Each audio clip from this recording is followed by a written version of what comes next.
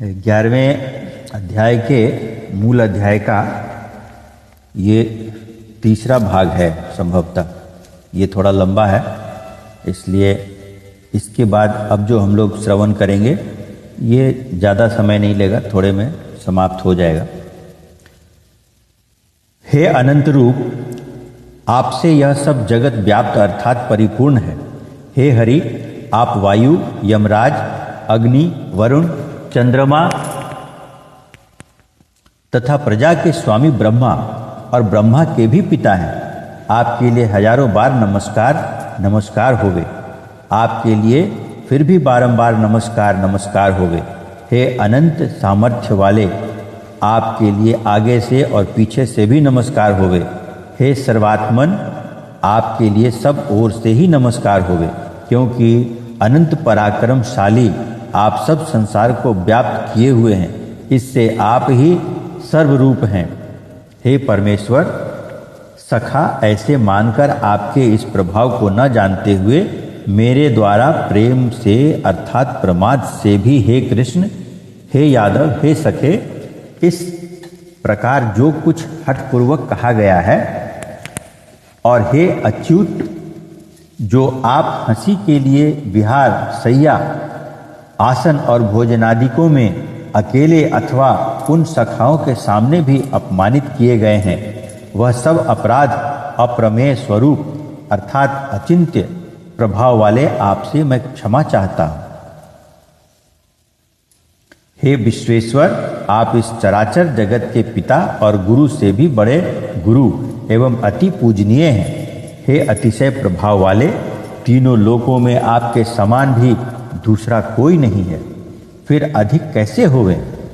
इससे हे प्रभु, मैं शरीर को अच्छी प्रकार चरणों में रख के और प्रणाम करके स्तुति करने योग्य आप ईश्वर को प्रसन्न होने के लिए प्रार्थना करता हूँ। हे देव, पिता जैसे पुत्र के और सखा जैसे सखा के और पति जैसे प्रिय स्त्री के, वैसे ही आप भी मेरे अपराध को सहन करने के लिए योग्य हैं। हे विश्वमूर्ते, मैं पहले न देखे हुए आश्चर्यमय आपके इस रूप को देखकर हर्षित हो रहा हूँ, और मेरा मन भय से अति व्याकुल भी हो रहा है। इसलिए हे देव, आप उस अपने चतुर्भुज रूप को ही मेरे लिए दिखाइए। हे देवेश, हे जगन्निवास, प्रसन्न होइए। हे विष्णु, मैं वैसे ही आपको मुकुट धारण किए हुए तथा गदा और चक्र हाथ में लिए हुए देखना चाहता हूँ। इसलिए हे विश्वरूप, हे सहस्त्र बाहो, आप उस ही चतुर्भुज रूप से युक्त होइए। इस प्रकार अर्जुन की प्रार्थना को सुनकर श्री कृष्ण भगवान बोले, हे अर्जुन, अनुग्रह पूर्वक मैंने अपनी योग शक्ति के प्रभाव से यह मेरा परम तेजोमय, सबका आदि और सीमा रहित विराट रूप तेरे को दिखाया है, जो कि तेरे सिवा दूसरे से पहले किसी ने नहीं देखा है।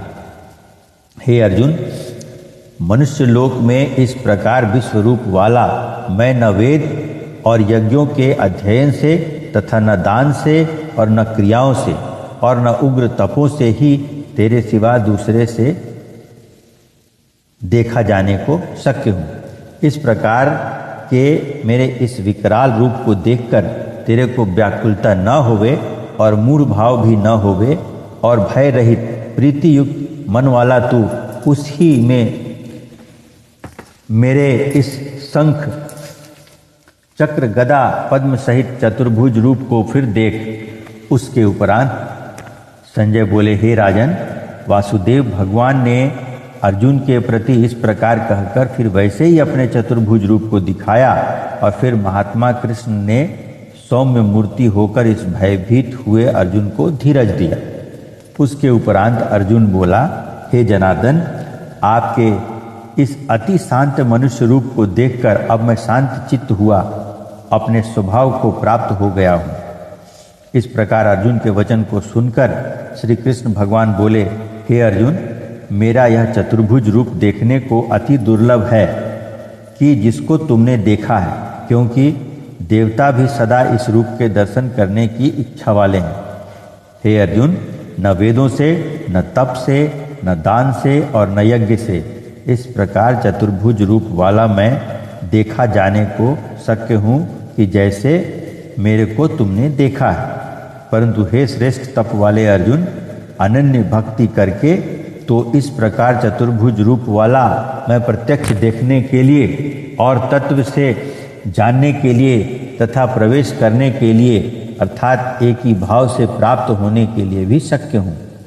हे अर्जुन, जो पुरुष केवल मेरे ही लिए सब कुछ मेरा समझता हुआ यज्ञ, दान और तप आदि संपूर्ण कर्तव्य कर्मों को करने वाला है और मेरे परायण है अर्थात मेरे को परम आश्रय और परम गति मानकर मेरी प्राप्ति के लिए तत्पर है तथा मेरा भक्त है अर्थात मेरे नाम, गुण, प्रभाव और रहस्य के श्रवण, कीर्तन, मनन, ध्यान और पठन पाठन का प्रेम सहित निष्काम भाव से निरंतर अभ्यास करने वाला है और आसक्ति रहित है अर्थात स्त्री पुरुष, स्त्री पुत्र और धनादि संपूर्ण सांसारिक पदार्थों में स्नेह रहित है और संपूर्ण भूत प्राणियों में वैर भाव से रहित है, ऐसा वह अनन्य भक्ति वाला पुरुष मेरे को ही प्राप्त होता है।